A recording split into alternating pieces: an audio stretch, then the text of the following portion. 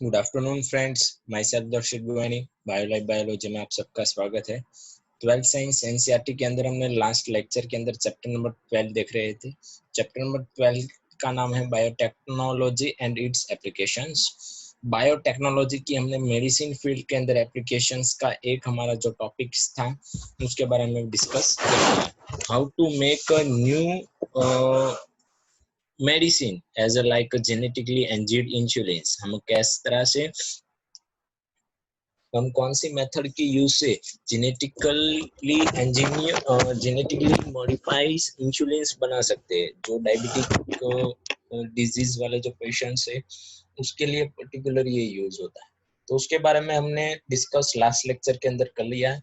आज हमारा एक दूसरा अप्रोच है मेडिसिनल फील्ड के अंदर ही। आज हमारा दूसरा एक अप्रोच है मेडिसिनल फील्ड के अंदर ही कि हमने एज ए दवाई बनाने के लिए बायोटेक्नोलॉजी कैसे यूज हो रही, वो लास्ट लेक्चर के अंदर देख लिया। अब हम बात करने वाले एज अ थेराप्यूटिक यूज। हम बायोटेक्नोलॉजी का यूज एज अ थेरापी, कोई डिजीज की पर्टिकुलर थेरापेटिक यूज, मतलब कोई डिजीज को हम रिपेयर करने के लिए, मतलब ऐसा कह सकते हैं कि कोई डिजीज वाले पेशेंट्स है उसको as a therapeutic view of कोई टेक्निक है, जिसके हेल्प से कोई ऐसी टेक्निक है बायोटेक्नोलॉजी में जिसके हेल्प से हम उस डिजीज वाले पेशेंट्स की जो डिजीज है उसके जो कैरेक्टर, मतलब उस डिजीज के जो सिम्टम्स है उसको कम कर सके, ऐसा कुछ।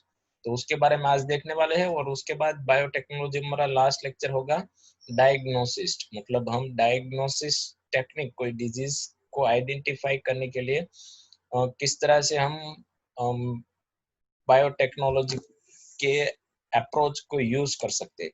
तो let's we will be start the gene therapy. आज का हमारा टॉपिक है जीन थेरापी। हम किस तरह से जीन थेरापी यूज कर सकते हैं। पहले तो थेरापी मतलब हमें ट्रीटमेंट, हमें पर्टिकुलरली जीन की ट्रीटमेंट देनी, बट कैसे? डिजीज वाले, किसको? कैंसर वाले को, HIV वाले को, या फिर फीवर, कॉमन फीवर वाले को, कैसे? तो जीन थेरापी, उसके नाम में ही थोड़ा बहुत कुछ कॉन्सेप्ट है कि हम पर्टिकुलरली जेनेटिकल डिसऑर्डर हो गए, जिस भी पेशेंट को जेनेटिकली डिसऑर्डर हो गया, लाइक हेरिडिटी रिलेटेड डिजीज, मतलब उसके बर्थ के टाइम से ही उसकी बॉडी के अंदर जीन है वो मॉडिफाई म्यूटेड हो गए हैं और उसका फंक्शन चेंज हो गया है, वो फंक्शनिंग अच्छे से नहीं कर पा रहे वो जीन्स, और वो फंक्शनिंग अच्छे से नहीं कर पा रहे तो उसकी जो एबनॉर्मालिटी होगी वो हमें इजीली आइडेंटिफाई होगी। तो ये एबनॉर्मालिटी हम इजीली आइडेंटिफाई कर सकते हैं। तो क्या होगा, तो इस तरह के प्रॉब्लम्स को, मतलब अब जेनेटिकल लेवल पे हम किस तरह से कोई जीन्स को रिपेयर कर सकते हैं। जीन थेरापी, जीन को रिपेयर करना, हम इजी लैंग्वेज में बोले तो जीन को रिपेयर करना। जो बिगड़ा हुआ जीन है, म्यूटेटेड जीन है, बिगड़ा हुआ मतलब म्यूटेटेड जीन है, जो बर्थ के टाइम से ही, मतलब हेरिडिटी डिजीज, हमारा चैप्टर नंबर 5 ही है हेरिडिटी वाला पूरा, हमने देखा है। तो हेरिडिटी रिलेटेड जो डिजीज है, मतलब जेनेटिकली डिसऑर्डर है, इस तरह के डिजीज है, उस तरह के प्रॉब्लम्स के अंदर हमें genetically gene therapy as a के अंदर बायोटेक्नोलॉजी का अप्रोच यूज होता है। इस तरह के प्रॉब्लम्स को सॉल्व करने के लिए हम यूज करने वाले हैं। How can we corrective them, हम किस तरह से करेक्टिव कर सकते हैं, मतलब जो बिगड़े हुए म्यूटेटेड जीन्स है उसको हम किस तरह से करेक्टिव करते हैं। Gene therapy is a correction of a gene defect that has been diagnosed in a child and embryo. अगर कोई पेशेंट है उसके अंदर जीन म्यूटेटेड हो गया है, उसको करेक्ट करने के लिए हमें डिफेक्टेड जीन को आइडेंटिफाई करना है। डायग्नोस करना मतलब आइडेंटिफाई करना, और डिफेक्टेड जीन को आइडेंटिफाई करके चाइल्ड फेज में या फिर अभी एम्ब्रियो फेज में या चाइल्ड फेज में, मतलब अगर चाइल्ड का बॉर्न हुआ है और उसके अंदर कोई जेनेटिकली डिसऑर्डर है तो तभी हम जीन थेरापी की हेल्प से उस जीन को रिपेयर कर सकते हैं। और अदरवाइज हमें सोनोग्राफी की हेल्प से यूट्रस के अंदर ही एम्ब्रियो के अंदर कुछ डिफेक्शन क्रिएट होता है तो उस एम्ब्रियो के अंदर हम जीन को रिपेयर कर सकते हैं। इस टेक्निक को बोलते हैं जीन थेरापी। इस तरह की टेक्निक को बोलते हैं gene therapy. Mainly gene therapy as a genetical disorder हो गए, जो भी डिजीज उसके अंदर ही यूज हो गए, लाइक हमने बहुत सारे जेनेटिकल डिसऑर्डर वाले डिजीज चैप्टर नंबर 5 के अंदर देखे थे, शायद आपको याद हो या ना हो। मैं आपको बता देता हूँ, चैप्टर नंबर 5 के अंदर हमने जेनेटिकली डिसऑर्डर डिजीज देखे थे।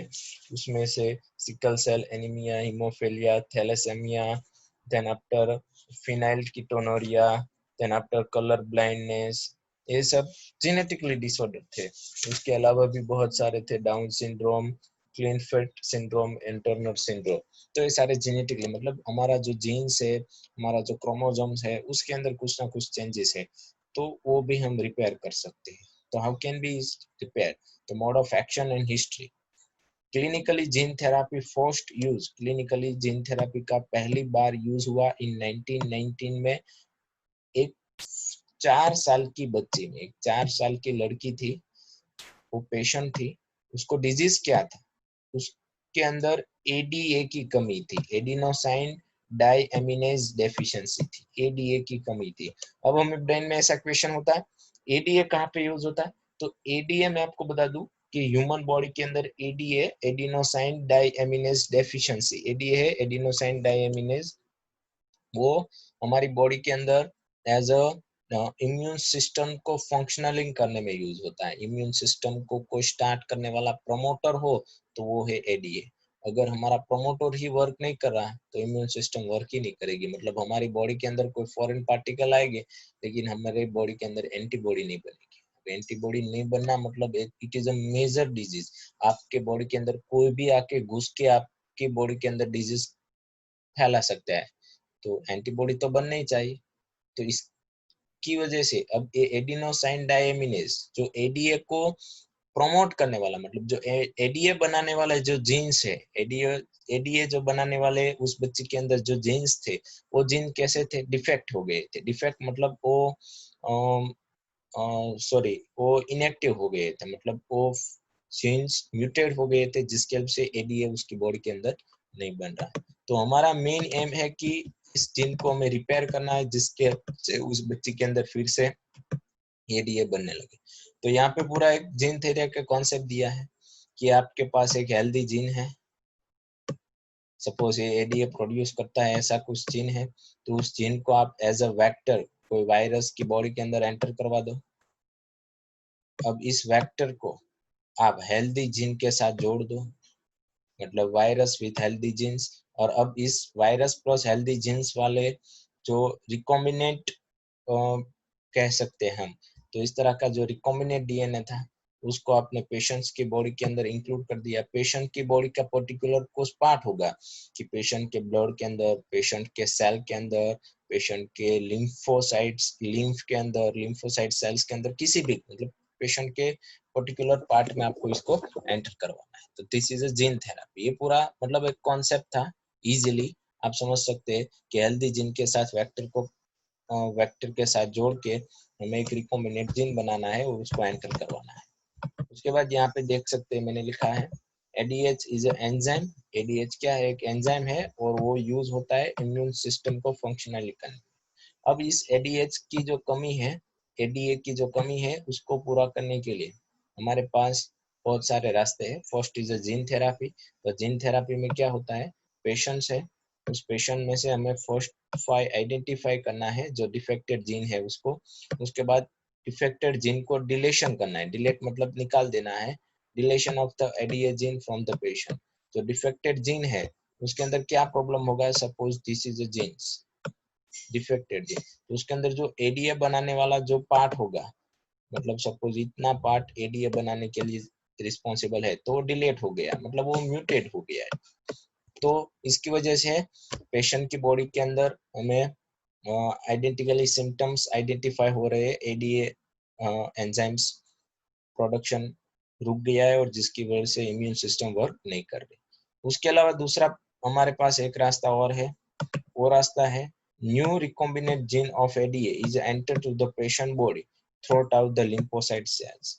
हमने पहले देखा था कि न्यू रिकॉम्बिनेंट एडीए जीन बनाया हमने, वेक्टर के साथ हेल्दी जीन को जोड़ के न्यू रिकॉम्बिनेंट एडीए जीन बनाया। उसको आप पेशेंट के लिम्फोसाइट सेल्स के अंदर थ्रू आउट द इंजेक्शन की हेल्प से आप पेशेंट के लिम्फोसाइट सेल के अंदर एंटर करवा दे, तो लिम्फोसाइट सेल मल्टीप्लाई होंगे और जिसकी हेल्प से क्या होगा कि पेशेंट की बॉडी के अंदर पर्टिकुलरली ये जो एडीएच नहीं बना रहे ऐसे जीन की कमी थी वो पूरी हो गई। उसके बाद अदर हमारे पास मेथड है ADH therapy is a bone marrow transplantation. Bone marrow transplantation कर सकते हैं। अब बोन मैरो ट्रांसप्लांटेशन और इस एडीएच को क्या रिलेशनशिप है वो आपका ब्रेन में क्वेश्चन होगा।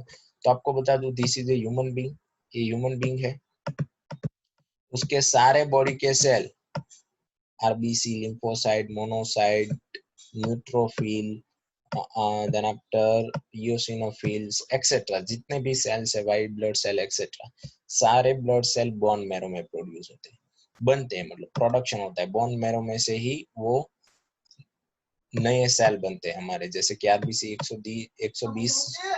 120 साल सॉरी 120 दिन के बाद वो उसका डेथ हो जाता है, मतलब किल हो जाता है। तो किल होने की वजह से नई आरबीसी कहाँ से आएगी? तो नई आरबीसी बोन मैरो में से आए। इसी तरह से लिम्फोसाइट और बहुत सारे सेल्स भी वहां से आते हैं। और सारे सेल्स और लिम्फोसाइट्स, हमें पता है कि सेल्स होते हैं और उस सेल्स के अंदर हमारा न्यूक्लियस होता है और उस न्यूक्लियस के अंदर हमारे जीन्स होते हैं। तो हमारे पास जो बोन मैरो है उस बोन मैरो में से जो सेल बन रहे हैं उस सेल के अंदर हमारा न्यूक्लियस है और न्यूक्लियस के अंदर जो जीन्स है उस जीन के अंदर डिफेक्शन है, मतलब डिलेशन हो गया है। एडीएच जीन, एडीएच प्रोडक्शन करने का जो जीन है वो डिलेट हो गया है, मतलब म्यूटेट हो गया। तो पूरा बोन मैरो ही आप चेंज कर दे, पूरा बोन मैरो ही चेंज कर दे, तो पूरी बॉडी के अंदर अब जितने भी नए सेल आएंगे उसके अंदर जो सेल बनेंगे, आरबीसी बनेंगे, डब्ल्यूबीसी बनेंगे, लिम्फोसाइट, मोनोसाइट, बहुत सारे सेल बनने वाले। तो सारे सेल के अंदर अब हमने क्या किया, पूरी मशीन ही चेंज कर दी। जो सेल बनाने वाली मशीन थी वो ही हमने चेंज कर दी। तो बोन मैरो आप चेंज कर दे, ऑटोमेटिक आप एडीएच की जो कमी थी वो कम हो जाएगी, क्योंकि नए सेल बन रहे।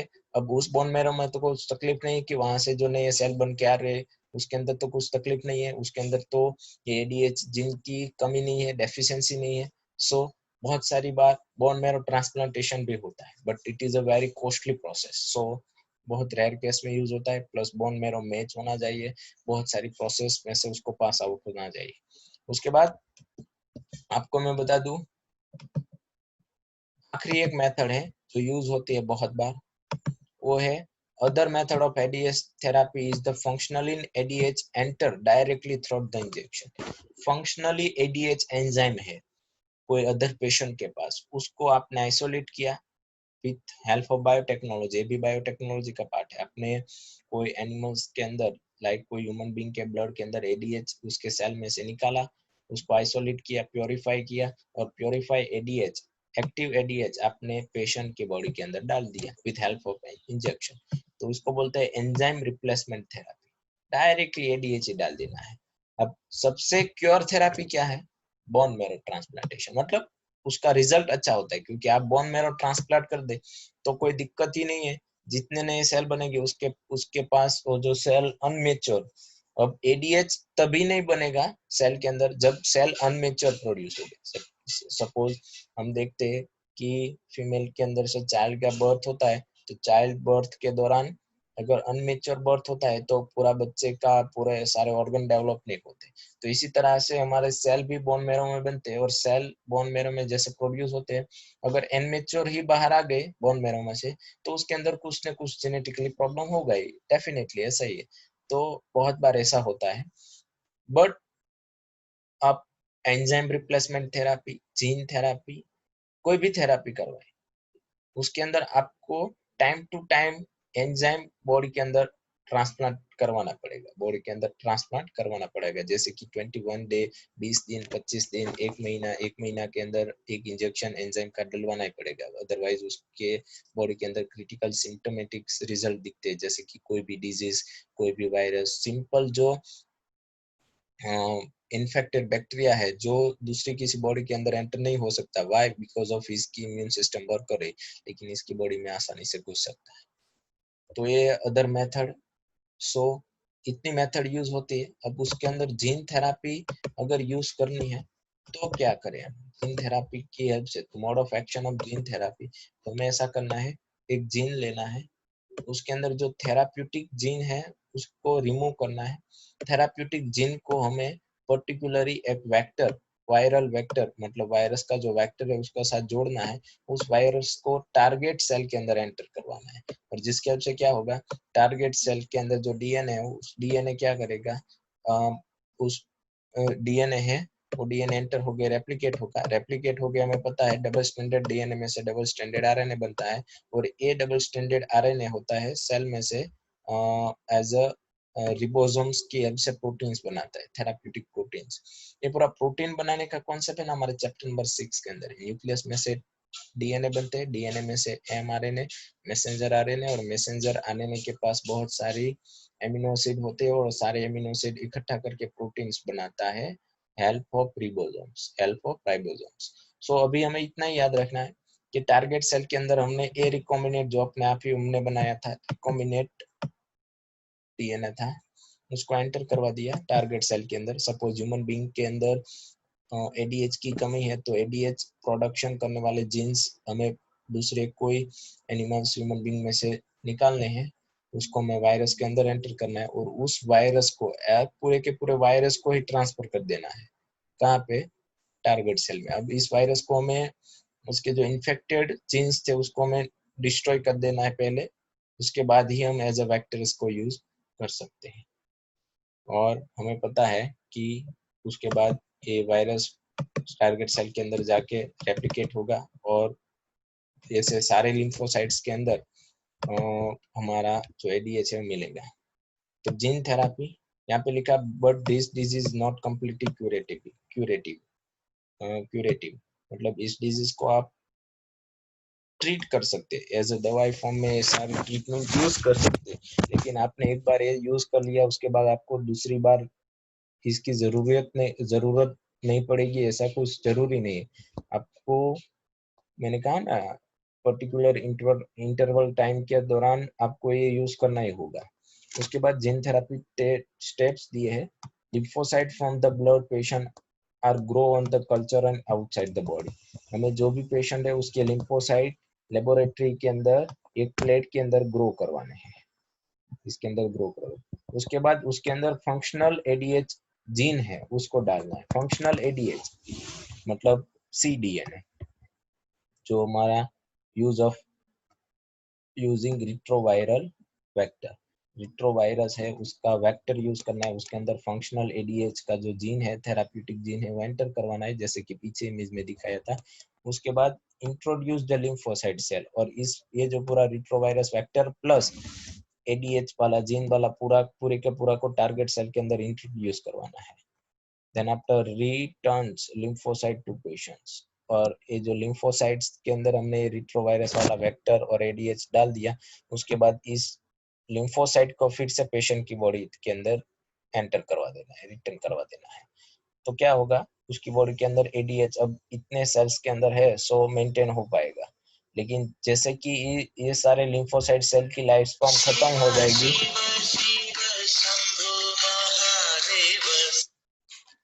ये सारे सेल की लाइफ स्पैन खत्म हो जाएगी, तो क्या होगा, हमें पता है कि ये सेल किल हो जाएगी। सपोज हमने 1000 सेल्स पेशेंट की बॉडी के अंदर डाल दिए हैं, अब ये सेल की लाइफ स्पैन खत्म हो जाएगी। अब ये सेल तो मतलब प्रोडक्शन तो बोन मैरो में होता है, मतलब डिवाइड तो नहीं हो सकती, डिवाइड हो गए तो नए सेल के अंदर एडीएच आएगा, डिवाइड तो नहीं हो सकती। लेकिन ये जब तक जिंदा है तब तक एडीएच का लेवल मेंटेन रहेगा, जैसे ही वो किल हो गए एडीएच फिर से लो हो जाएगा।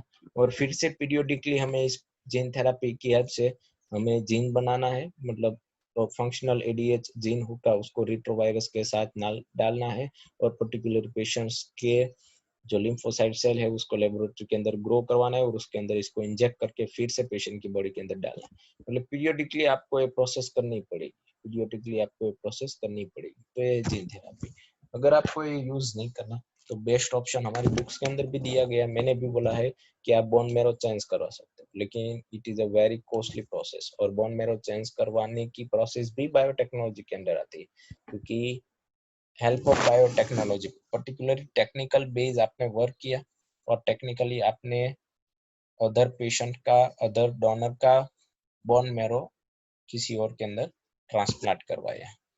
तो ये पूरी प्रोसेस थी जीन थेरापी की, बहुत इजी और इंटरेस्टिंग टॉपिक है।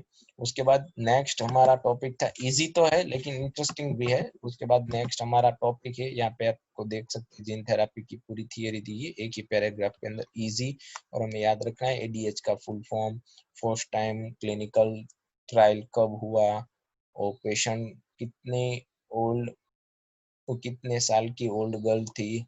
उसके बाद हम दूसरी अदर कौन सी मेथड यूज कर सकते हैं एडीएच की डेफिशिएंसी को कम करने के लिए, वो सारा।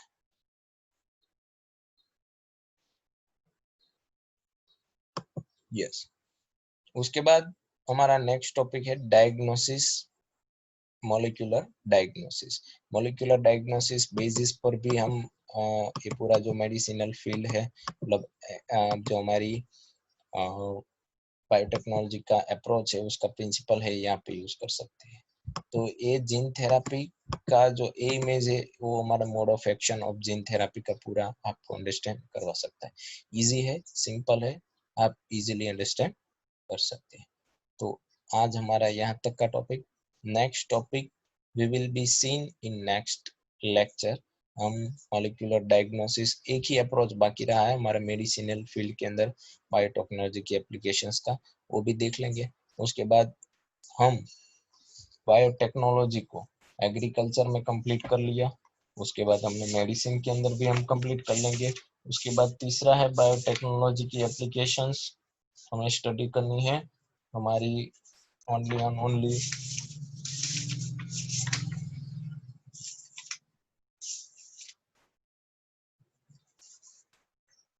Transgenic animals.